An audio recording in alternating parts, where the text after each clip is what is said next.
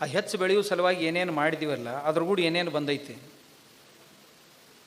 ಎಂದಿಲ್ಲದಷ್ಟು cancer ಈ ದೇಶದೊಳಗೆ ಬಂತಲ್ಲ. ಇನ್ನು WHO ಪ್ರಕಾರ, ರಿಪೋರ್ಟಿನ ಪ್ರಕಾರ ಬರುವ ಕೆಲವು ವರ್ಷಗಳಲ್ಲಿ ಭಾರತ ಕ್ಯಾನ್ಸರ್ದ ರಾಜಧಾನಿ ಆಗುತ್ತೆ ವಿಶ್ವಕ್ಕೆ ಅಂತ. ಇದನ್ನು ತಂದವರು ಯಾರು? ಈಗಾಗಲೇ ಡಯಾಬಿಟಿಸದ ರಾಜಧಾನಿ ಆಗಿ ಹೋಯ್ತಲ್ಲ, ಇದಕ್ಕೆ ಕಾರಣರು ಯಾರು? ಈ ದೇಶದೊಳಗೆ ಬಾಂಜತನದ ಸಮಸ್ಯೆ ಊರೊಳಗೆ 2-3 ಮಾತ್ರ ಕಾಡ್ತಿತ್ತು ಒಂದು ಊರಾಗ, ಅದು ಈಗ ಅರ್ಧ ಊರಾನ ಬಾಂಜತನಕ್ಕೆ ತುತ್ತಾಯ್ತಲ್ಲ, ಇದಕ್ಕೆ ಯಾರು ಕಾರಣರು?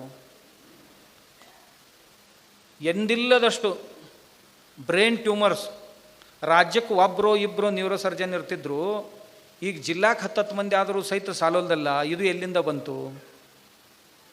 ಎಲ್ಲರ ಮೈಯೊಳಗಿನ ಎಲುವ ಪೊಳ್ಳಾಗಿಬಿಟ್ಟು ಅಲ್ಲ, ಅಸ್ಟ್ರೋಫೋರೋಸಿಸ್ ಅಂತ ಅಂತೀವಿ ನಾವು ಅದಕ್ಕೆ.